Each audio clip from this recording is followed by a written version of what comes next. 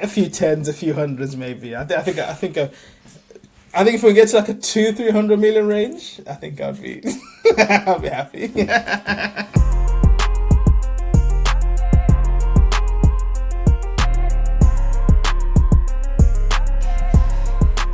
Okay, we're back again, episode 4. Yep, episode 4. Yes, 4. It is. Yeah, episode 4 of the Business and Banter podcast.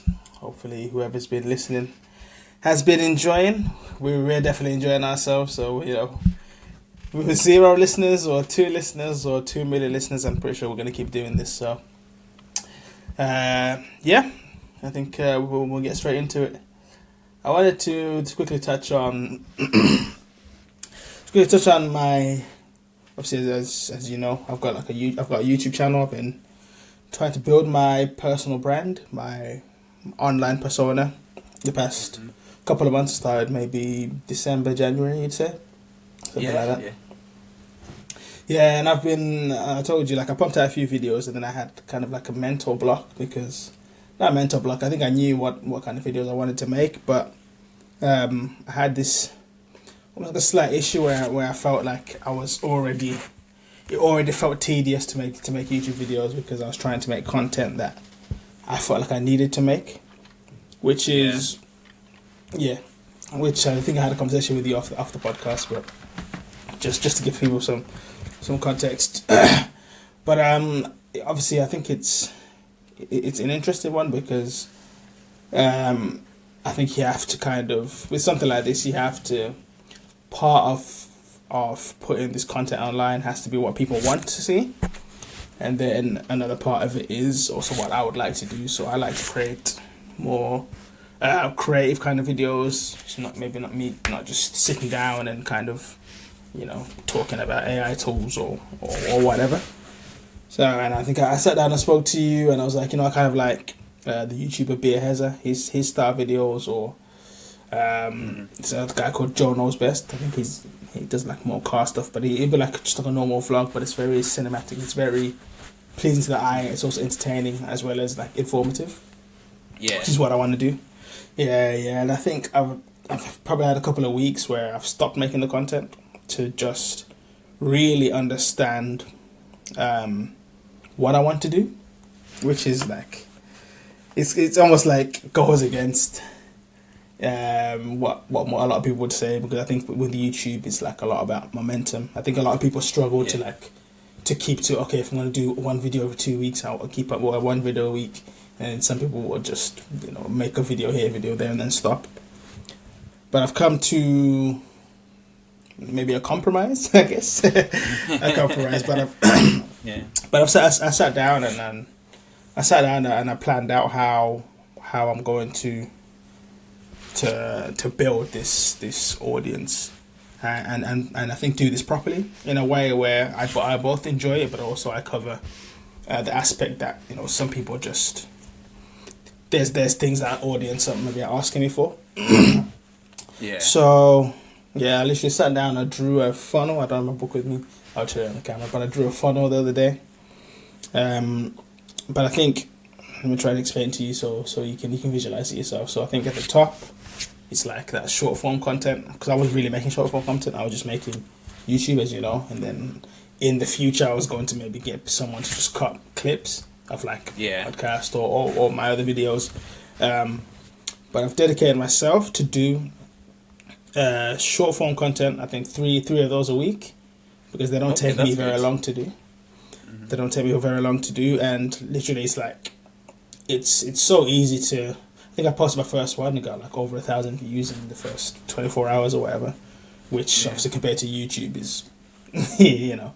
And the thing is, with something like TikTok, it's easy to go viral. You could easily get a couple million views just like that. If the AI tool is fascinating enough, I don't even need to be special. It pumps up the best content. So I've said to myself, basically, the customers, the people who watch my videos, seem to enjoy the videos where I speak about like AI tools the most, and I'm quite intrigued in it. But I think me sitting down and saying this is the best AI tool, blah blah blah, didn't excite me. and I want maybe a combination of that and like more videos that I would like to do. So I've said basically the boring part, the stuff that I feel like I have to do.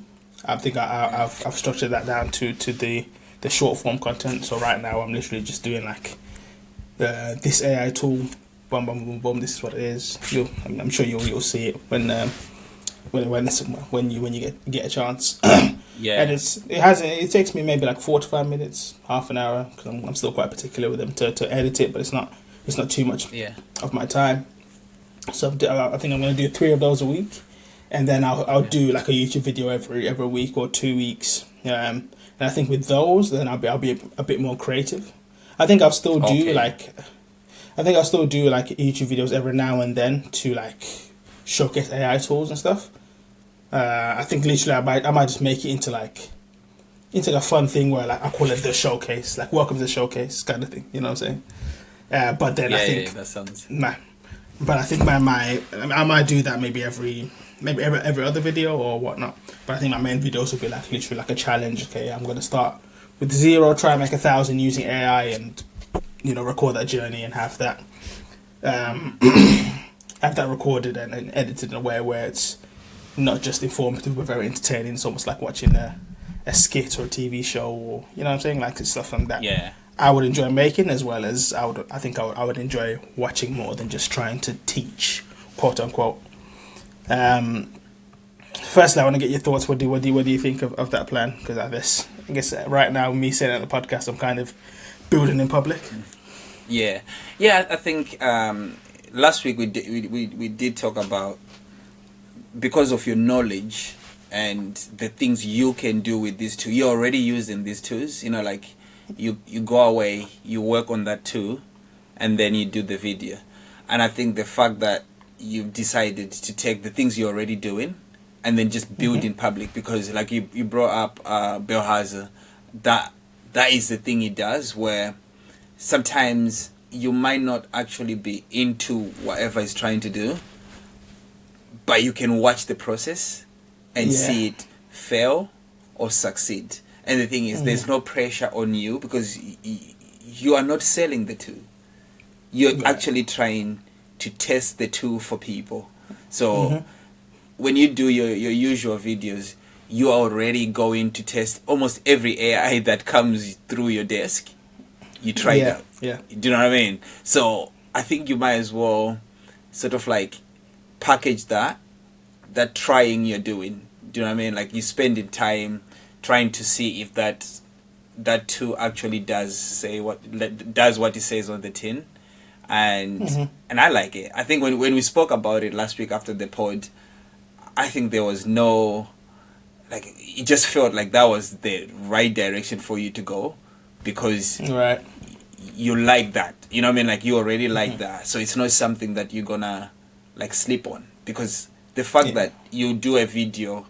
Before, you do a video maybe once a week, but you go through maybe 5-6 AI tools, which means that whole week you'd have tested these tools, used them to see if they do what they're advertising to say they do. It's not like you go and you find other people's information or read the press release. Like, that's not how you test your tools. You actually get the tool and put it to work. You know what I mean? Yeah. And if it doesn't work, you say like it doesn't work. And I think the good thing is, if it doesn't work, you can say it doesn't work, and show people that it didn't work. Like there's the evidence it didn't work.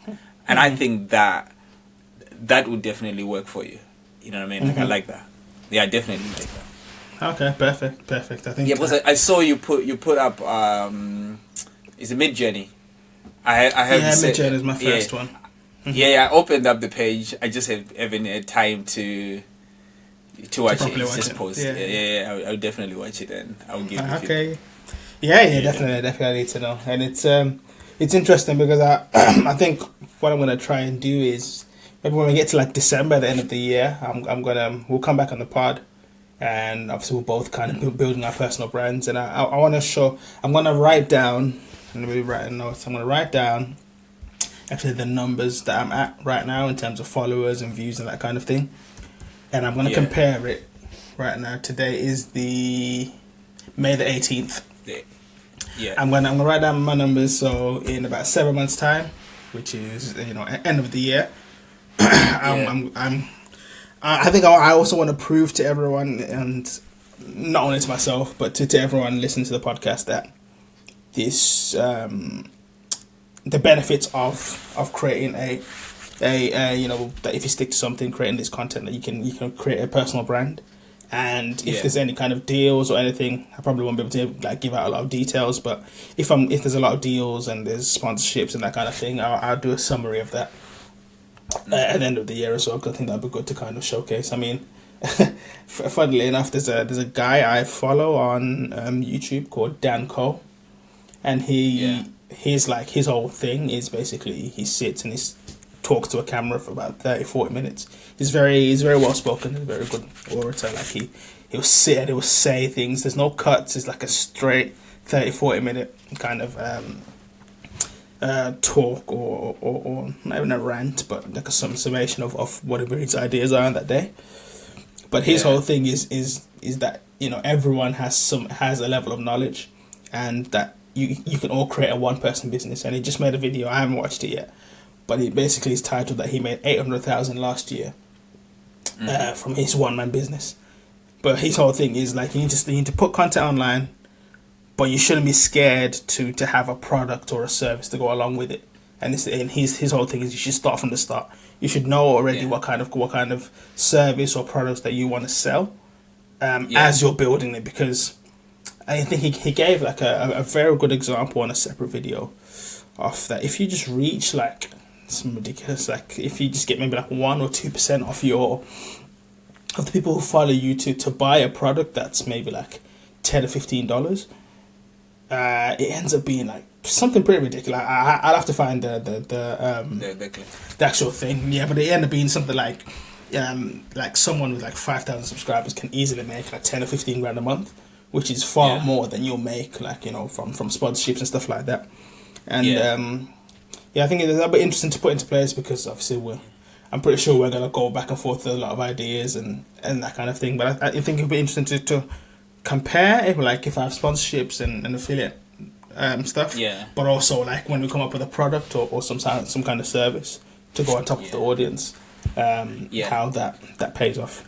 Yeah, I think it goes to I can't remember if it was the previous episode or if it was the one before, when we were talking about, like, I think you asked me a question about like building an audience or like building a product and then the audience, and we both agreed that, like, I think you want to build the audience, you want to build where the audience is, you know what I mean? Like, because the idea of the past of like build and they will come, it doesn't work anymore. It doesn't work, because you if you build the audience, you are already building something for that audience. Do you know what I mean? Like, you already have like the customers with you. You're building something they already need, and to be honest, the audience will tell you what they need. Do you know what I mean? Absolutely. And that's the thing, and in one of our product business, like, to be honest, we started with like 1 or 2 products listed, and because we make ourselves, I think we probably have maybe 500-600, if not more, different variations, and all of them, bar maybe a few, came from the customers. You know what I mean? Like, customers told us, okay, I wanted, see the one you have listed, I want it a little bit different.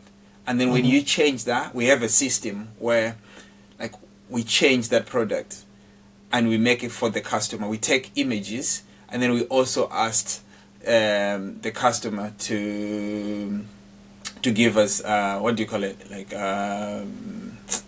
user generated images, UGI, and say, like, when they make whatever they make, and then they take the image, they give it to us, and then we use that image as well for our listing. And I think on all our listings, you're talking, I would think maybe 600, if that's minimum. Maybe 90-something% came from the customer, because we start from having this, and almost everybody have an idea. They'll be like, no, if you tweak it this way and you make it that way, and then we'll be back and forth and then we make it. Takes us, I think, when we make the first product for that person, it costs us more because we have to design it, and we pay someone to help us with that side. We lose money sometimes, but guess what? Now we have a product that person knows the trend. They're on Pinterest looking at Pinterest, which we can't do every day. So when they tell us, and sometimes you don't know what's coming, even colors, within different businesses, like people that do clothes, they actually know what colors to go for based on like their Facebook coming up this summer or whatnot. Because people literally tell you like, oh, you know what, I saw this color, I think that's what's coming up, or this summer are you doing this color because that's the color in season, and you'll be like, oh, all right, so you go do that. So I think the idea that you are doing these videos of showing people like literally building in public, like you're showing them what you're doing with the AI tools that you're already using. That means like you will find as time goes on, people will ask you for like different manuals on how to use it, on how to sign up, and all these things. Instead of you just like replying someone, the more you do these videos, and then you end up like on your channel with different folders. If I want to learn about Midjourney, I'll literally go into the playlist for Midjourney, and it'll be like how to sign up for Midjourney, how to do this, and all the prompts and everything you need, you have it there. So it's like you are giving your community everything they need. Because. And the thing is, like, I think what people don't understand is that when you're building a brand like this, you become a trusted voice. And obviously, if you're doing a good job, if you've taught and entertained the customer in the first place, you already have like a way to monetize that. It's not, and I think it's almost like seeing. I think a lot of creators are very like artsy and they don't understand this is a business. But at the end of the day, if I'm charging someone $2 for, I could have spent, like I've spent on Midjourney alone, I probably spent maybe 30, 40, even if not 50 hours on there. I know how to create all kinds of prompts for all kinds of different things. So it costs me time to come up with, let's say, a prompt guide. So if I was to charge $5 for that, for those 50 hours, if I'm literally charging my 50 hours $95 for a customer, I think people are happy to pay. I think people, once they know that you're a trusted voice, they're happy to kind of come to you for a product, because they know like what you do, what you give for free is valuable. So what they're going to pay for, they know it's almost going to be more valuable, or at least the same level of value. So I think I agree with that. It'd be interesting to see how it goes. Yeah, and I think you will find some of the like tools will come from your customer, and you see yourself sort of like stepping out of the place where you would have been not like you're more comfortable here only because you know that territory, but your customers and your audience will also ask you to step out and go to that uncharted territory and see what's there. And then if you like it, you stick there. If you don't, you can either outsource and stuff. A good example as well, like going to unlike you, I'm a product based kind of business person. I have a guy who hypothetically speaking, I'm not gonna give up too much. Imagine you sell clothes. My guy, let's say I sell clothes. My guy is in clothes. And for years, I think we've had a relationship with this guy from 2017. And we buy from this guy. But to be honest, up to now, we don't know if it's a guy or a girl. I always talk to him. We just talk. We talk to this mystery seller.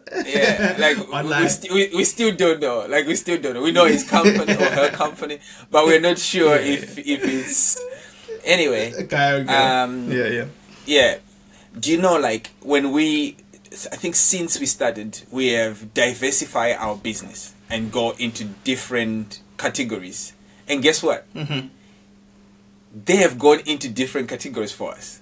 Because all we have done, all we have done is saying, because they do, we have a relationship where we know they are not making everything they're giving us. So it's like, can you source this for us? So we don't even waste time trying to find a manufacturer, getting them to get us a sample, put our branding onto it. We literally say, guys, we're thinking of making this. And we send them like a couple links of people doing the same product and say, this is what we're thinking. We need a few changes here and there. Off you go. And they'll do everything. And then the next thing is like, we get like a tracking saying, okay, UPS will be at you like 3 days with the product. The product comes, we look at it, and that's it. And they have a relationship with the manufacturer. Yeah, as much as I might want to have that relationship, but I don't have time to like talk to the manufacturer and try and find the manufacturer and stuff like that. So I think you'll find some of your audience would be like, oh, you know what, I want prompts for Mid-Journey.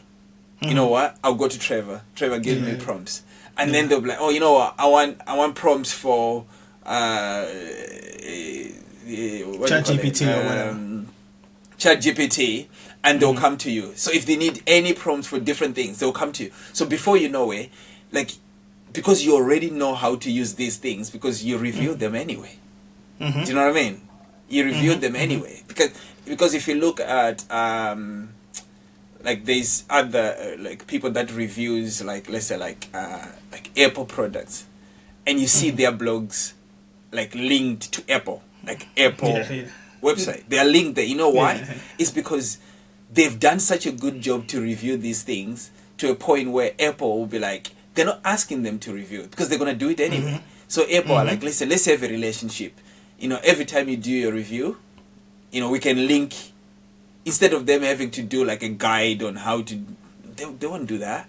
So they know, like Trevor will do this, and then they link to it. So I think your audience will benefit. You also benefit.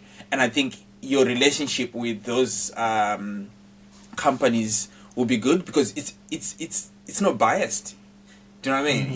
You're not doing these reviews to say to people, go and buy it. I like even when you do your long form, you're not trying to say, guys, this is the best thing, buy through my link. No, you're actually saying, no, like this product does this product and these drawbacks, it doesn't do this stuff. Then if they update those stuff, you can go and say, listen, you know that issue I said they had, it's fixed.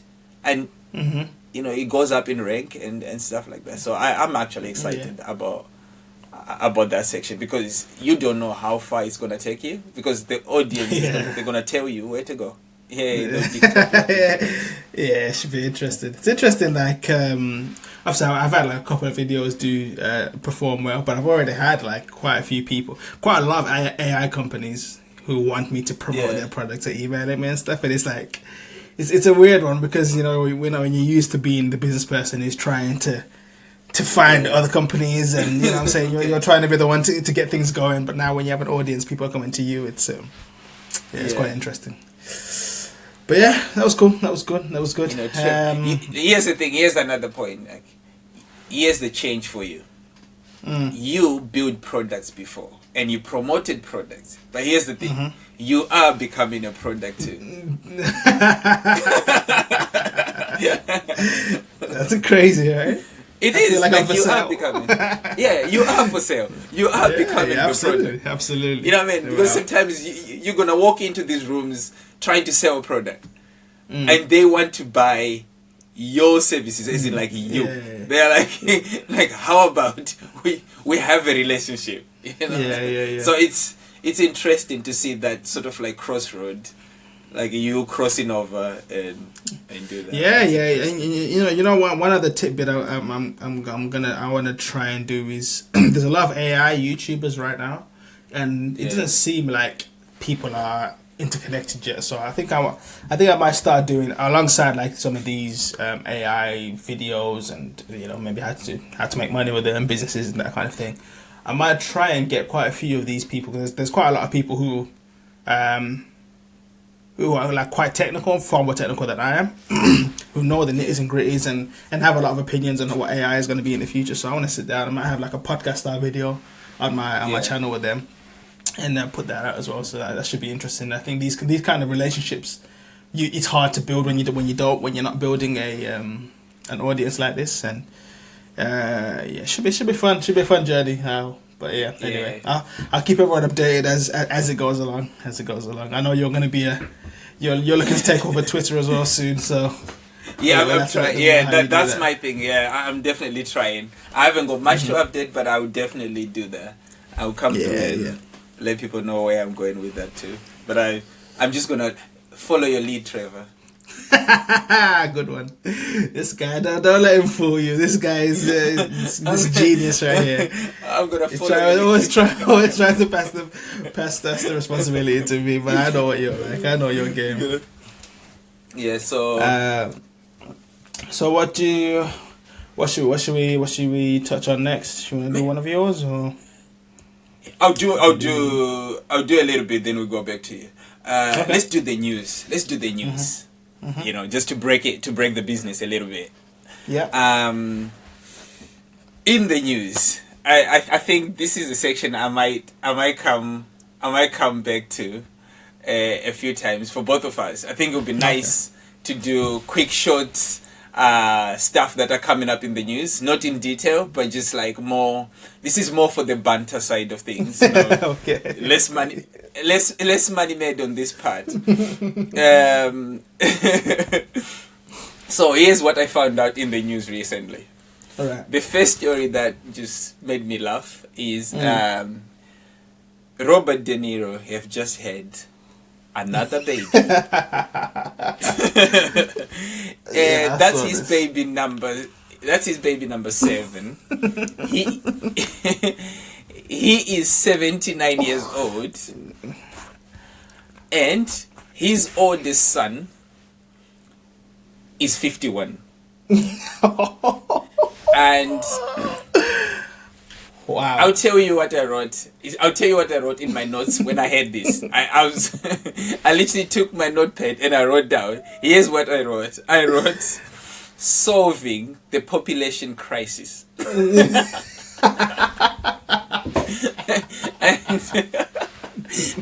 that's what I wrote down, and that reminded me what the story is. But here's why I think there might be a population crisis we don't know about. Because this is happening a lot, right? I think these guys are solving a crisis that memo haven't got to us, right? Mick Jagger had a kid, I don't know, recently, last year or something. Oh, did he? Yeah. He got a baby. You know, he's waking up at night these days, you know, to look after the baby. Jesus Christ. Is he older than De Niro?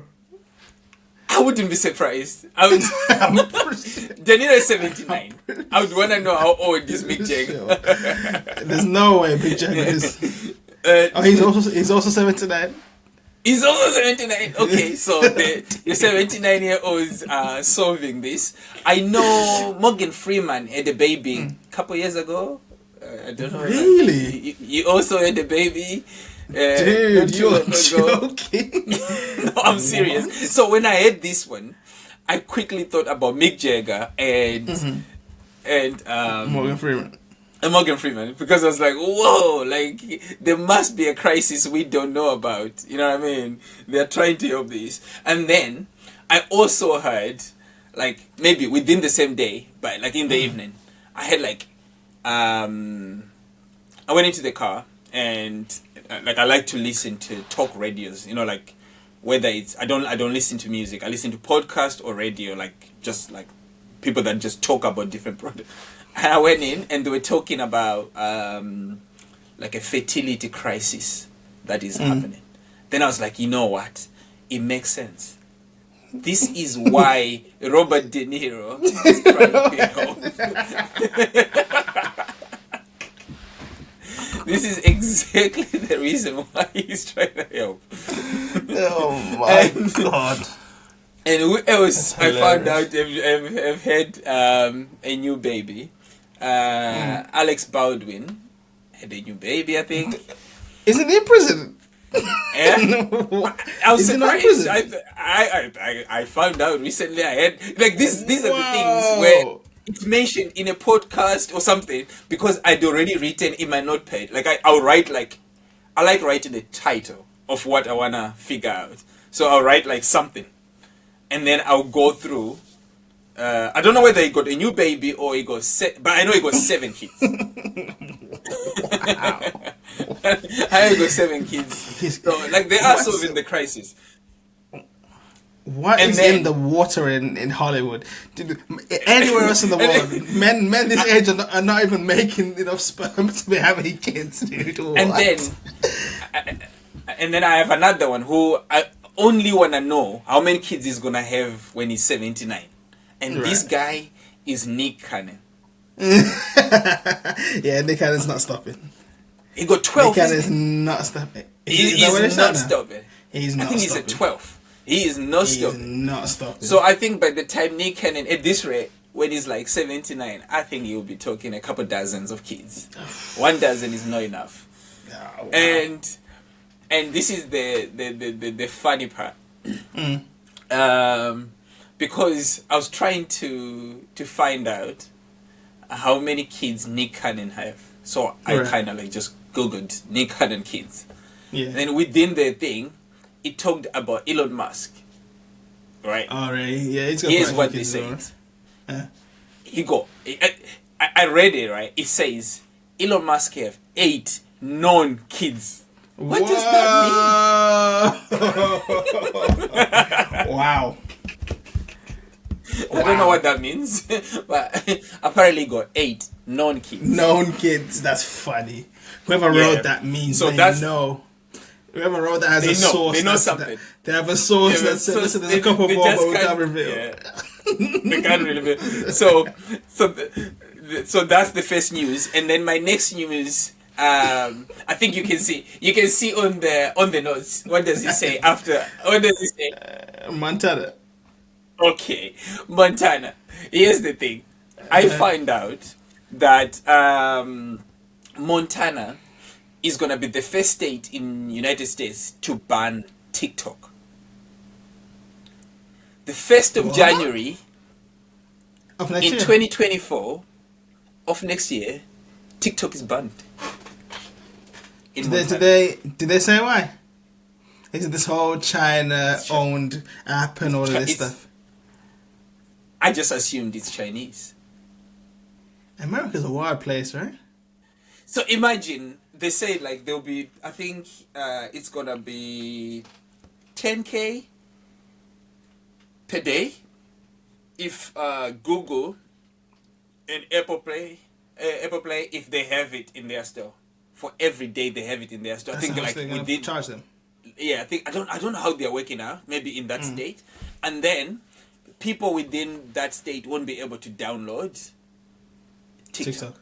Then my thing is, then what happened? Those ones with TikTok on there Already. So it'll be like people will be bootlegging TikTok. TikTok. You know what I mean? They'll be and then they'll be moving files. They'll be moving files on WhatsApp. It'll be like Trevor, do you have a TikTok file for me? There'll be a guy selling phones that have TikTok. Yeah. Oh, but this TikTok, place yeah. just got phones that have TikTok already. But here's the thing, though. I used to be in a reselling game. If I was in the States, I would know come November, December, here's what I'm going to do. I'm going to I'll start selling phones, and I'll make sure I preload them. Yeah, with TikTok. And I'll sell them That's for the a game. different price for people in Montana. Absolutely. You know what I mean? And I'll say, like, Absolutely. do you want it preloaded with TikTok? Yeah. You know what I mean? And then I'll charge them more. So there's a business for those in United States. Montana. Not the ones in Montana. The ones outside of Montana. If you're in Montana, you want to be the guy who's got a car and you charge for a service where I go out of the state, download TikTok, and then bring your phone back to you. And then bring it back. Exactly. So that'll be interesting.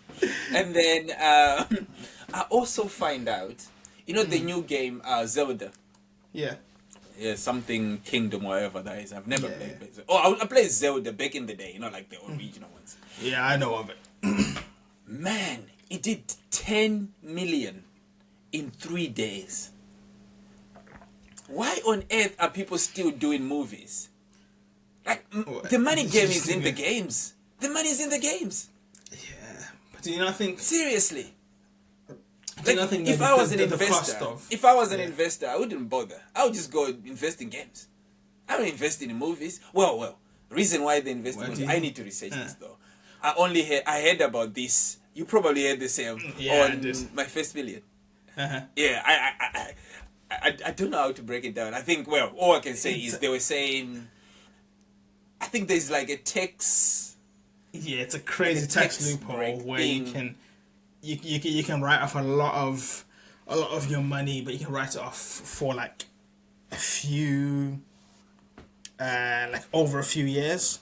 So if you invest in a movie, I think they were saying, let's say you invest like $1 million, you can write off like part of that. So they say like $200K for the next 5 years. Yeah. Into this project, but even if you get paid out from the movie, there's like you can make a profit without having to pay the tax on it, and it's like a weird loophole that because they want Hollywood to keep getting funding. Yes, and I think the thing that fascinated me was I think Semper said it, but he said it in a passive way, but he said like I think the deal was passed when Obama was in the office. All right, okay. Yeah, like that deal was like done when Obama was in the office, and then when Obama left, what is he into? He got a production company. Yeah, smart. That's how you play the game right there. That's how you play the game. You know what I mean? You know, George Bush was like, you know what? I have a friend who make guns, who make bullets. I'm gonna start a war before I leave. And he did that. You know, you always set yourself up for when you leave. You know what I mean? Like, you know, you set yourself up. You know what I mean? Like just making sure that when you come out, it's gonna be good. So that one, that's all I know. Like 10 million in 3 days. I was just looking at what's it called? You know, you were saying that like why people are still investing in films compared to games. I was just looking to see the highest grossing movies of all time, and Avatar's number one at 2.9 billion in total. But I was looking at. Hold on. Before you tell, I think you're gonna tell me all time. Are you gonna tell me all time for games? No, but there's just a game that I know sold a lot. GTA 5. Before you go total, all time, how much did you do in total? 7.68 billion. But here's the thing, you say 7 point something billion. You know the Harry Potter game from this year? Yeah. Only in 2023, it's done over $1 billion. Oh my! I know. That's more than the movies, surely, right? I know. Movies don't do like billion. Like when a movie does 700 million, they talk about it. Yeah. Like Harry Potter game did over $1 billion in 2023. Crazy. 2023. We are in May. And they're saying crazy. They're saying Zelda is predicted to finish the year around 700 million. Wow. That's crazy. It came out on Friday. I think you're right. It came out on Friday. That's crazy. Like, it's been a week. But it's not even a week. It came out on Friday. But I wonder why people don't invest. Do you think it costs a lot more to? Because like with a movie, you don't have to maintain. You don't have running costs, I guess. With a game, you have like servers and stuff like that, especially if it's online. But do you think? Surely it's still got to be worth like. I don't. Do you think the profit from the game? It's a tough one. Maybe right? It's expensive to make the game. Maybe it's expensive to make it. How expensive can it be? Yeah, how expensive can it really be? Compared to a movie. Because when you're making like an Avatar movie, like that's expensive to make. Yeah, it's hundreds of millions. Yeah, that's expensive to do. So it's crazy. Yeah. Wow. Yeah, it's just crazy to think. Yeah, and my final bit of news is Pornhub. Man, I feel for people in Utah. They're in trouble. Like I feel for them. I wouldn't want to be in Utah right now. Being banned there as well. It's being banned. No, they're not being banned. It's they have restrictions because I think Utah have put some some law around the age restriction and stuff like that Right. to do with porn. And so what Pornhub have done, Pornhub have restricted all the IPs in Utah because they don't want to be liable. Oh, okay. Oh, wow. Yeah. So by doing that, imagine how tough it is to be in Utah. But see, if you're 16 and you're a boy, man, life is hard right now, right? Imagine, like, you're 16 and you're in Utah and you have no access to Pornhub. Here's the numbers, but it's United States. It's the 4th popular site in United States. Wow, Yes. that's crazy, The right? 4th. It's the 4th popular site that might be who I in the really need to United invest in. States. That might I need to put the money in Pornhub. Forget Apple and Google. Exactly. Damn. And it says, do you know how many people visit Pornhub? 76 million people in United States. There's 300 million people. That's crazy. That's a quarter of the whole company. I mean, a quarter of the whole country. That's crazy.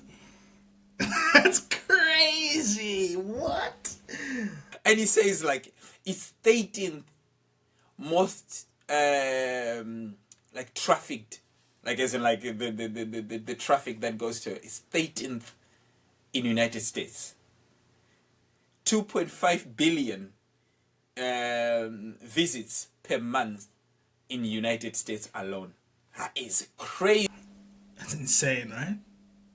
That's insane, dude. You know, because it's like a taboo topic. People don't really talk about it. But this must be a thriving business. Whoever's at the top of this must be making so much. They must definitely. be raking it in. Wow. That's crazy. They're definitely making it. You know Like, what? This, definitely. Like, it's... so what? When I saw it, I was... I was Wow. like, oh my god, this is, you know, okay, my heart goes to those in Utah. I wouldn't have been able to be a 16-year-old and live in Utah in this present time. Imagine a 16-year-old Trevor I would have been struggling. waking up, you know, trying to do your morning routine.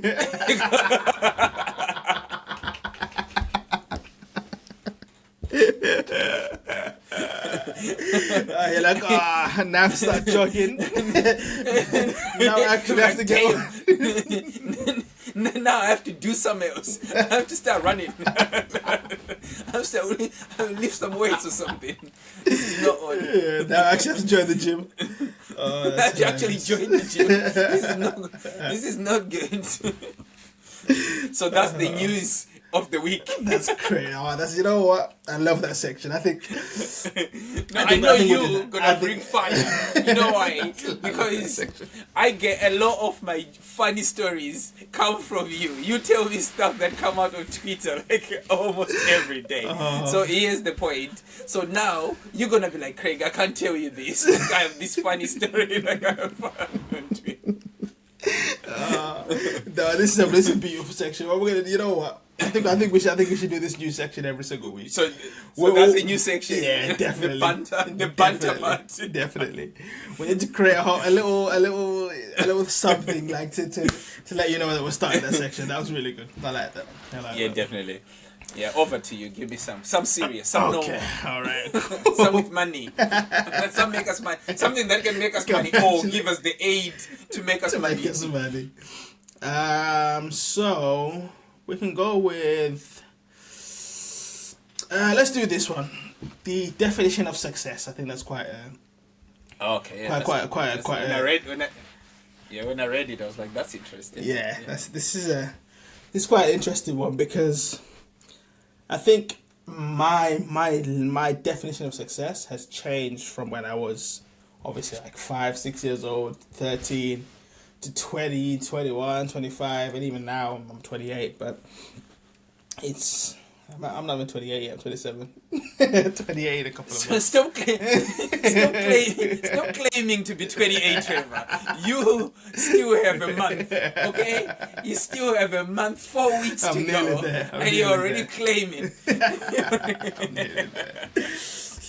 But yeah, like, I'd be interested to know, like, what would you define as your, just what is success in your eyes? Before I give you my, what I wrote down for this. Yeah, what would you define as success for yourself? Yeah, I think I'm like I'm how do I start? I'm a weird person in terms of, like, there's certain things that I think at some point I'm gonna have to try and understand what is it, you know, like, because, you know, like, there you asked me there, like, what's my definition of success? And my quick answer is, I haven't got a clue. Right. Like, it's like, that's like my straight up answer. I haven't got a clue. I think it changes with the day. Right. It changes with the conversation on who I'm having the conversation with. But one thing for me that I think has not left my, it's always there for me when it comes to success. It's always been financial for me. Right. Like, for me, like, financial is set there. Depends on how I feel. Sometimes I'm like, you know what? If I have health, I have wealth, then I always go back to the, like, you know what? If that, I need to, like, I need the success of money. Like, then I find the health. Then I'll find out. You know what I mean? Like, I'm like, you know what? Even if I have to buy the other things, so I'm probably not the best person to give, like, the best answer, because for me, money for me is like pivotal. But I always hope for the people around me, my wife, my kids, to not have money. Is their, like, that's their foundation, their number one goal, their foundation for success. Because I've always said to myself, I want to put my head on the chopping board for that. That's me. You know what I mean? Like, I get that bit sorted. Then these guys can have a better starting point where they're like, you know what? I want to have good health, and then try and figure out. But because you are more organized and more thoughtful and have it put together. Wow. And you do all those kind of things. You meditate and all that. You know, you meditate and all that stuff. I've you know tried. I'm whoa, trying. Trevor. I'm trying. I tried. To this. You see, I tried. No, but you didn't meditate. Try. You didn't try. This is. do you want to tell everyone how hard you tried? Yeah. Okay, you tell me your definition of success. Just a quick note. Craig tried to meditate one time, did 10-15 seconds and got distracted, so he stopped. That's it. That's his his attempt to I'll try get it. around to it. I'm telling you, I'll come on this podcast, Trevor, and I'll be telling you, meditating is changing my life. My life. Yeah. Take that. Only after you know the 100 million has come in, right? Only after you've made the big exit, then you can start to meditate. Then I can meditate.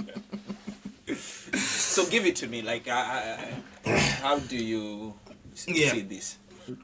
So, when I wrote this down, I had to really think. Like you said, I think I was also like, I don't really know, because it's hard, right? I think success for people is very different. I think we were talking about, we know a guy who kind of lives near our area who doesn't make too much money. I think he just goes about, does his job, he like fixes cars and stuff like that, and he's very content, like very content. He doesn't go out of his way. He doesn't stress. He doesn't, you know what I'm saying? He doesn't want any more. He doesn't want more. He doesn't want any more. He doesn't want to grow. He has his business. He has no boss. And to himself, if he wants to close for the day, he will catch. He close for the day. If he doesn't bother, and weekends he doesn't work. He doesn't open Saturday, Sunday. He doesn't open bank holiday. He doesn't strain himself for no one. He's the kind of guy you go talk to him and he's always laid back. He's never in a rush. He's just cruising, and I envy him because. Yeah, that's not me. I'm not like that. I want more. I want more. I would love more. Yeah, so I think I think like for me, I think my foundation for success is probably not even grounded around myself. I think it's more around, like you said, the family. So my wife, my kids, my mom, my dad, the immediate family around. I think having them in a place where they can almost do whatever they want and after worrying. If like a life threatening surgery had to happen to somebody, it shouldn't be an issue to fly them to anywhere in the world, if that means private, for across the whole world, to get them the best possible care, to give them the greatest chance of living or having a good life. That's like quite important to me.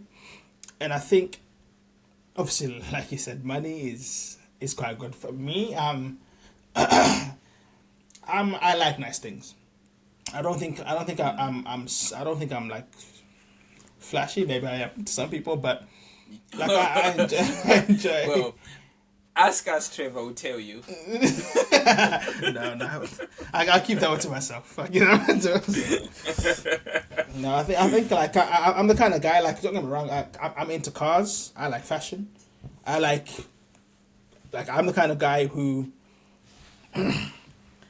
But I think I think if I can get to a place where my ideal day is structured in a way where it's minimal stress, everyone's pretty much looked after, especially the kids, because I think one thing I never had to have, I never got to have when I was younger, was the ability to go after what I really wanted. I think when I was in like year 10, which is, I don't know what you call that in America or around the world, it's like maybe like 14, year 15, 10 it whatever. is. Yeah. Year 10, that's the standard. They can in high school. Yeah, figure it out. When I was in high school, I think initially I wanted to be I remember I wanted to be an architect. I used to love, like, I still do love buildings. I think I'll probably get into like luxury real estate. It doesn't really make much money. I think it takes too long.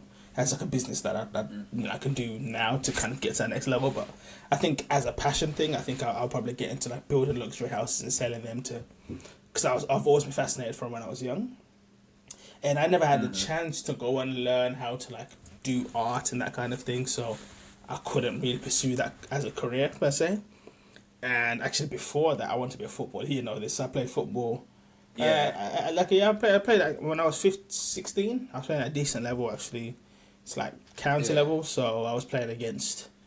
I think a couple of people on my team actually got scouted to go play for like some academies like Aston Villa and Birmingham and stuff like that. So I was playing at a decent level, but I remember in like halfway through the season, because I had to. Obviously, my mum was working 2 or 3 jobs or whatever at the same time. Halfway through my football season, one of the days. Because I was still studying. I was in 6th form at this time. I was studying. I had to stay after school from 3 till 4:30. Then 4:30 I'd go straight to football practice because it started at like 6. And because I had to take like 2 buses to get there. It was like just a long route. And I was always late to training. My manager was like, come on. And I was always late to training. One of those things where like, I think talent-wise, and I think I had the drive to kind of try and pursue to be a footballer, but I never had the actual opportunity just because of the circumstance that I was in. So I think if I can provide that freedom for my children to not have to be like, oh, because I don't have any money, because I don't have any time, or my parents don't have any time to take me here and there, I can't achieve what I'd like to achieve in life. I think having that secured, so having a level of money is important. I mean, I need a few a few tens, a few hundreds maybe. I think if we get to like a 200-300 million range, I think I'll be happy. Then at that time you'll be like, you know what? I could just like go a little bit more. If I could just get $1 billion, just the one, we're fine. That's how it gets. So yeah, I think money provides like that freedom, and that freedom to do whatever you want. I think the stress of business is not really like an issue. I think a lot of people want to have a day that's stress free and that kind of thing. I don't mind the stress of business because that's the game for us. I love right? this. Like, what else? Yeah, what else am I gonna do? That's the game for us. So I love it. you know, so I think like if we can get to a point where my day is structured in such a way where I'm pretty much doing whatever I want, and those around me don't have to worry. I think that's okay. I think I'd like to get to like a certain level of health. I think I'd. I think I'll probably automate quite a bit of life. I'd like to have chef, driver, and fly private. And I think if I can afford to do that comfortably, pretty much whenever I'd like, for me and the kids and that kind of thing, that's probably enough. That's maybe successful. But you'd be living the life, Trevor. Well, yeah. But the thing is that always changes. That's what I was saying. I think my vision always changes every couple of years. I remember when I used to think, damn. I remember when I got my first job, and I was working as a waitress, as a waiter in Birmingham, and I was making like £300-400 a month. I was loving it. I remember that. And I got my first car. I got my first car. I had my only bills were insurance, and my phone bill, and I was covering it, and I still had money left over. I was living. But you know, those things change, right? Those things change. I'll tell you what my oldest daughter said to me a couple weeks ago. She's 16, right? And she has a job. She works for you. Yeah. She works for you like over the weekend. Yeah. And she said to me one day, like I think I went to pick her up from work, and she's coming back, and she said to me, "Do you know what, Dad? I actually have a residual."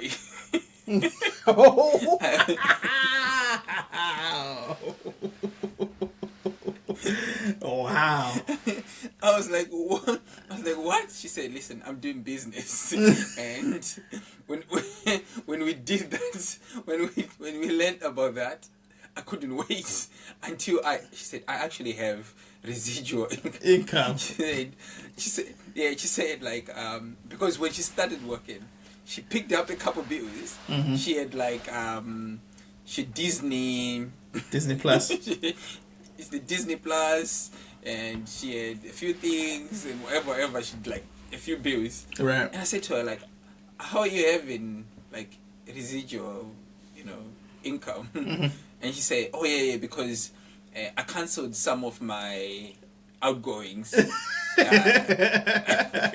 was like, "Oh, already?" She goes, yeah. Then I was like, "Wow, but Disney?" And she goes, "Oh no, I cancelled it. I'll pay back. I'll pay again in summer when I finish doing my GCSE." Wow. And I was like, "Why?" She said, "Because that's the only time I can actually watch. I don't want to pay for it when I'm not watching." I'm like, "Oh, all right." That's very smart. Though, right? So when you say like when you made your first money and you're like, "I am rich," and then you start spending it, you're like, "This is." And you find a way. Right? You find a way. Yeah, you start cutting it back. That's incredible though. Like just to touch on that, how wonderful is it like that? We're in a place where I can employ my niece. You know what I'm saying? Like exactly. Like we never had these opportunities when we were younger, right? Yeah. Like she doesn't. That's the thing. Like she doesn't have to go and like stand at McDonald's trying to get the job there. Like literally, when she turned 16, and she was like, "I need a job." Yeah. You know what I mean? And you're like, "Sure." Like, So yeah. Jump in, get some work. Yeah. And I think that's nice. I think those are the things that when you're saying like the definition of success, that's like, I think those are the things you don't see because you are living those moments. You know what I mean? Like you say, like you had to go to Birmingham to do waiting and like work like crazy hours, having some person talk you down and all that. Yeah. It's okay for the customers to talk you down, but it's the guy who's managing you, talking you down and stuff. So you didn't have the cheat code of being saying like, you know what, I want to make money. Mm. You know what, let me call my uncle and see if he can sort me something. Yeah. And in the skills she's learning there, invaluable, right? Invaluable. Like I wish like, at 15, 16, like big time. It's crazy, right? Amazing, Yeah. amazing. What do you think? That's literally an hour on the dot. I think we can stop there, right? Oh, is it hour? Yeah. Wow, that was quick. Yeah, it flew by. Wow, that was. Yeah, So that's what episode's for. Yeah, we might have to start doing these more often, to be honest. Cause I think we really enjoy know, these. like there's always. I'm looking at your list, Trevor. We haven't even touched bases with that. Well, there's always next week, right? There's always the next one. Yeah, definitely. No, perfect. All right. Well, thank you, everybody. That's the pod. Peace.